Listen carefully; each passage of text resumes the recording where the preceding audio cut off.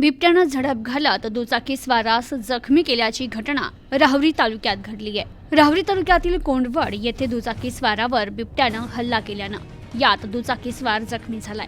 या घटनेनं कोंडवड परिसरात बिबट्याची मोठी दहशत निर्माण झाल्यानं नागरिकांमध्ये घबराटीचं वातावरण निर्माण झालंय।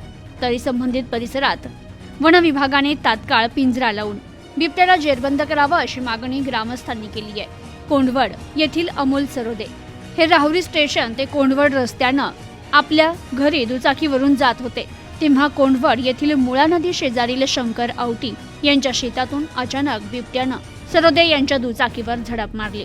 या हल्ल्यात बिबट्यानं सरोदे यांच्या उजव्या पायाला गंभीर दुखापत केली आहे।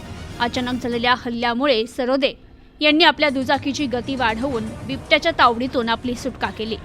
जखमी सरोदे यांना राहुरी ग्रामीण रुग्णालयात उपचारार्थ दाखल करण्यात आले। त्यानंतर नगर येथील जिल्हा रुग्णालयात पुढील उपचारासाठी त्यांना पाठविण्यात आलं। तर ग्रामस्थांनी या घटनेची माहिती वनपाल राजू रायकर यांना कळवल्यानंतर वन विभागाच्या कर्मचाऱ्यांनी जखमी अमोल सरोदे यांच्या तब्येतीची चौकशी केली। त्यानंतर घटनास्थळी भेट दिली। यावेळी वन विभागाचे पथक परिसरात गस्त घालत असताना त्यांना एक मादी आणि 2 बछडे रस्ता पार करताना दिसून आले। त्यानंतर उपस्थित ग्रामस्थांना त्यांनी काही महत्त्वाच्या सूचना आणि मार्गदर्शन केलं। प्रतिनिधी राजेंद्र उंडे, न्यूज टुडे 24, राहुरी।